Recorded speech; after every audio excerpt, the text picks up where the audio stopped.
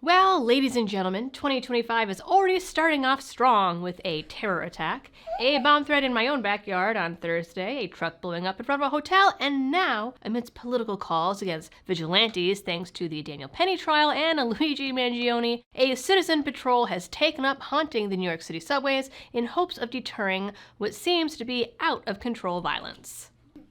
This is going to be a great year. I say as the kid has the dummy grenade. Hey, You're gonna take the fake grenade? Okay. You can have the dummy grenade. It's basically a paperweight. Yeah, take the grenade paperweight over there with Peppa. Okay. Hello everyone, and welcome back to the channel. As you saw from the intro, the tiny human is in the office with me today.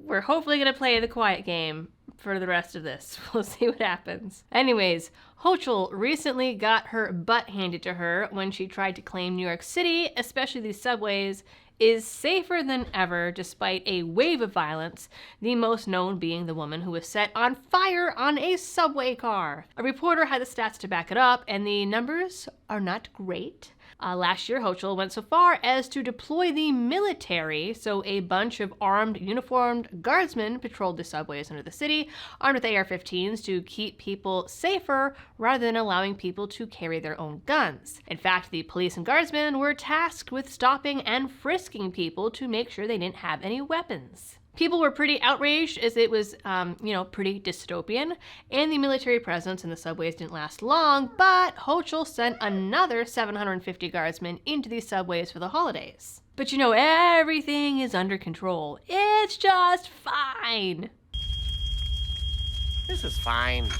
I'm okay with the events that are unfolding currently.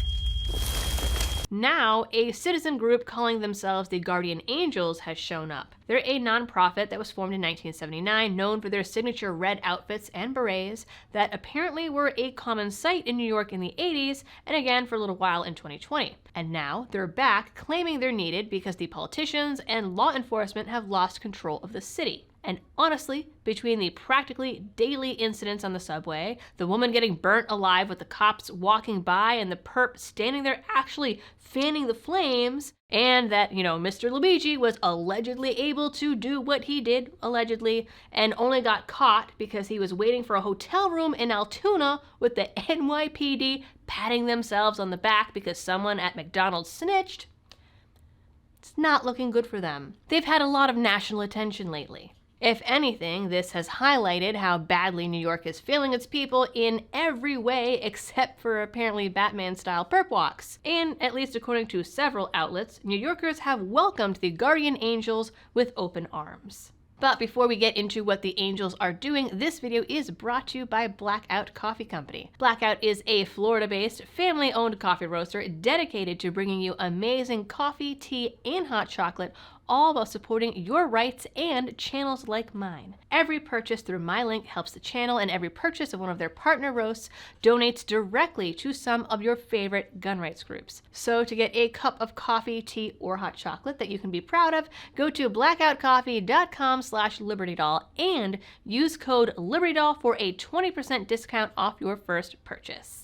According to Newsweek, overall crime in the subways has gone down, though homicides on the trains nearly doubled in November alone. The outlet goes so far as to suggest this might be influenced by a big wave of illegal immigrants, while the city's sanctuary policies prevent them from working with ICE on these cases. The New York Post had similar reports saying that murders in the subway were up 60% last year, despite ridership being much lower than it was pre-COVID. In the last few weeks alone, we saw the woman on fire, a man stabbed another man in the wrist, and a woman in the throat at Grand Central the same day. 2 men were stabbed in the face and chest. A few days before that, someone else stabbed a stranger on the Q train. Then a kid pushed a man onto the tracks in front of an oncoming train.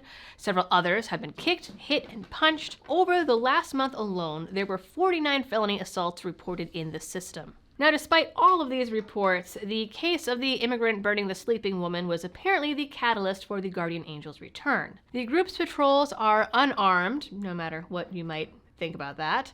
Volunteer-based and aim to be, quote, visual deterrents. They consider themselves a crime prevention group. And despite being unarmed, they recently found themselves under fire after swarming a man on live TV and tackling him and conducting a citizen's arrest after the group's founder, Curtis Sliwa, misidentified him as a Venezuelan immigrant who was suspected of shoplifting. Members of the group are trained in self-defense and provide self-defense classes.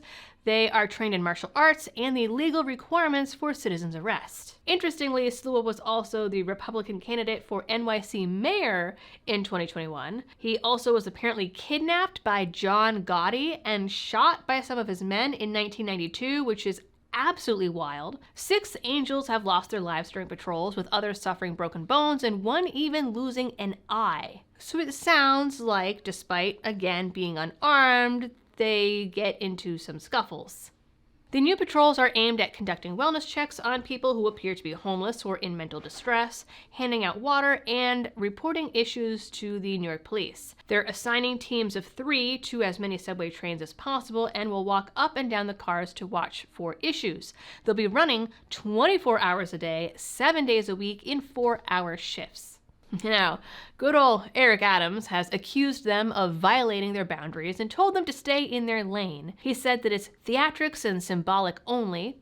He called their patrols a meaningless stunt that is attention-seeking and says that their presence isn't needed. And again, that subway crime is the lowest it's ever been, when ironically a man's throat was cut during an argument on the C train the day after Sliwa announced that they'd be back on the trains. Other politicians are dismissing Sliwa as a white, washed-up MAGA Republican, which is an interesting take, as first of all, many angels are black and Hispanic, and Sliwa was pretty vocal about not supporting Trump. The group has put up flyers looking to increase their numbers to 1980s levels and already have gotten 70 new volunteers for their train patrols. Currently, the Angels have 150 volunteers on subway patrol. So all in all, it sounds like another embarrassing day for New York and yet another example of everyday, normal citizens standing up and taking place of the things that the government allegedly provides.